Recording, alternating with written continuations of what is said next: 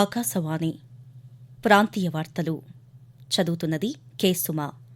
ముఖ్యాంశాలు: అందరికీ ఆరోగ్యమనేది కేంద్ర ప్రభుత్వ సబ్కా సాథ్ సబ్కా వికాస్ లక్ష్యమని ప్రధానమంత్రి నరేంద్ర మోదీ ఉద్ఘాటించారు. ఆంధ్రప్రదేశ్ శాసనసభ సమావేశాలు ఈ రోజు నుంచి ప్రారంభం కానున్నాయి. దేశ ప్రయోజనాలకు ప్రాధాన్యమిస్తూ కేంద్ర బడ్జెట్ను రూపొందించారని కేంద్ర భారీ పరిశ్రమలు ఉక్కు శాఖ సహాయ మంత్రి భూపతిరాజు శ్రీనివాస్ వర్మ అన్నారు. శ్రీశైలం ఎడమగట్టు కాలువ సొరంగ మార్గంలో సహాయక చర్యలు కొనసాగుతున్నాయని తెలంగాణ పర్యాటక శాఖ మంత్రి జూపల్లి కృష్ణారావు తెలిపారు. ఐసీసీ ఛాంపియన్స్ ట్రోఫీలో భాగంగా భారత్ పాకిస్తాన్ జట్ల మధ్య జరిగిన మ్యాచ్లో 6 వికెట్ల తేడాతో భారత్ విజయం సాధించింది. వార్తల వివరాలు: అందరికీ ఆరోగ్యమనేది కేంద్ర ప్రభుత్వ సబ్కా సాథ్ సబ్కా వికాస్ లక్ష్యమని ప్రధానమంత్రి నరేంద్ర మోదీ ఉద్ఘాటించారు.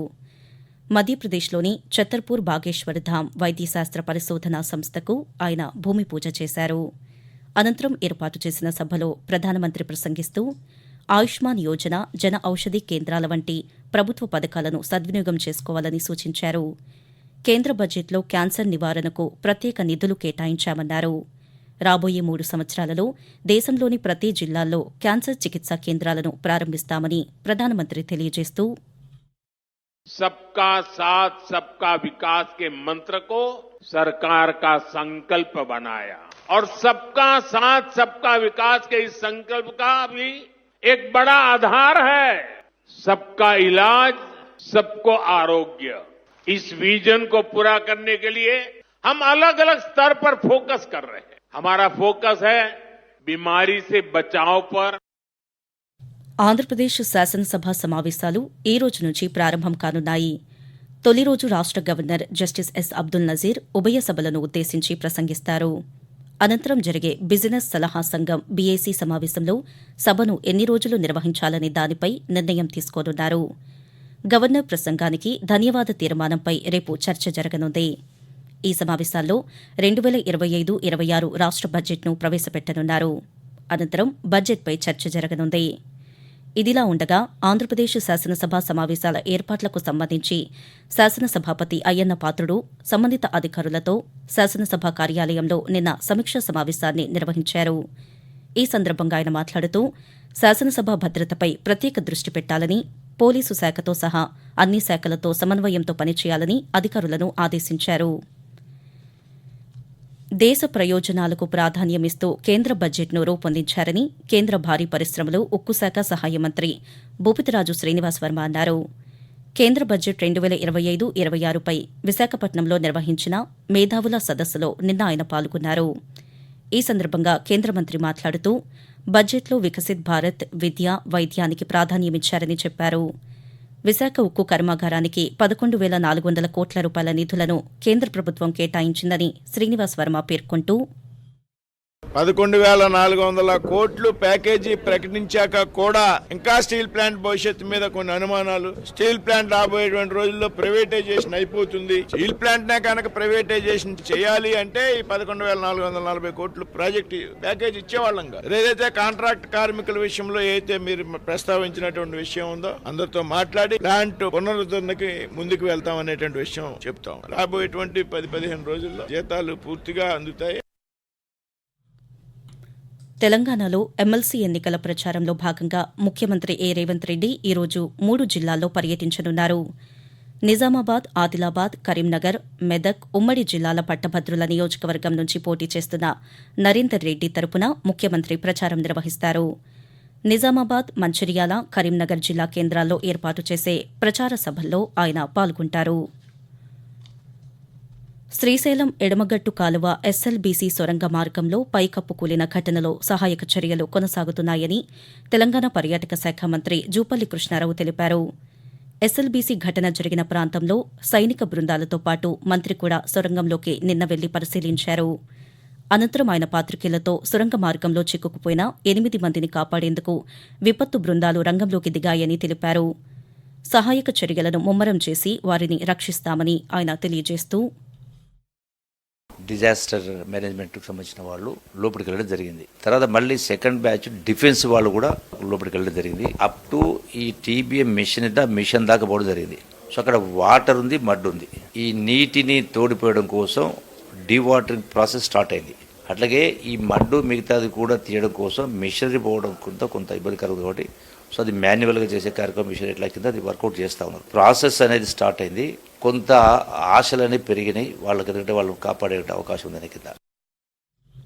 ఆకాశవాణి ప్రాంతీయ వార్తలు వింటున్నారు.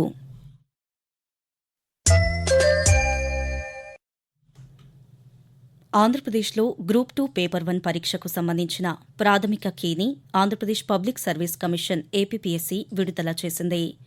ప్రాథమిక కీపై అభ్యంతరాలను psc.ap.gov.in వెబ్సైట్ ద్వారా ఈ నెల 25 నుంచి 27వ తేదీలోపు తెలపాలని సూచించింది.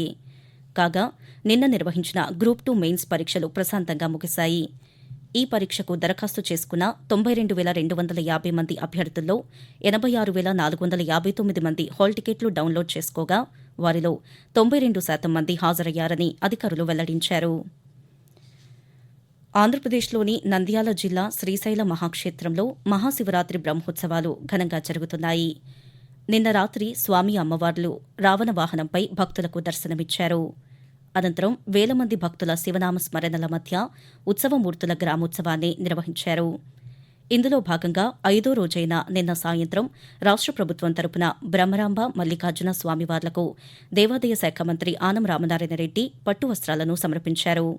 అనంతరం ఆయన మాట్లాడుతూ, దేవాదాయ శాఖ మంత్రిగా నేను ప్రభుత్వ లాంఛనాలని స్వామివారికి అమ్మవారికి పట్టు వస్త్రాలను సమర్పించేటువంటి అవకాశం ఆ మహాశివుడు నాకు ప్రసాదించారు. ఆ శివరాత్రి ఉత్సవాలని వైభవోపేతంగా పూర్తి చేయడానికి మాకు స్థైర్యాన్ని, ధైర్యాన్ని, అవకాశాలని ఈ ప్రభుత్వానికి, అధికార యంత్రాంగానికి, ప్రజాప్రతినిధులకి ఇవ్వమని చెప్పి పరమశివుణ్ణి, అమ్మవారిని కోరుకోవడం జరిగింది.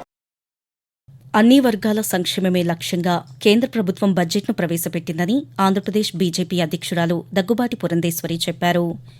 తూర్పుగోదావరి జిల్లా రాజమహేంద్రవరంలో కేంద్ర బడ్జెట్ 2025-26పై నిర్వహించిన మేధావుల సమావేశంలో ఆమె పాల్గొన్నారు. ఈ సందర్భంగా పురంధేశ్వరి మాట్లాడుతూ మహిళలు, యువత, రైతులు, పెట్టుబడులు ప్రధాన అంశాలుగా బడ్జెట్ రూపకల్పన చేశారని చెప్పారు. ఐసీసీ ఛాంపియన్స్ ట్రోఫీ గ్రూప్ ఏలో భాగంగా దుబాయ్ వేదికగా భారత్ పాకిస్తాన్ జట్ల మధ్య జరిగిన మ్యాచ్లో 6 వికెట్ల తేడాతో భారత్ విజయం సాధించింది. నిన్న జరిగిన ఈ మ్యాచ్లో టాస్ గెలిచిన పాకిస్తాన్ జట్టు మొదట బ్యాటింగ్ను ఎంచుకుని 49.4 ఓవర్లలో 241 పరుగులను చేసి ఆలౌట్ అయ్యింది.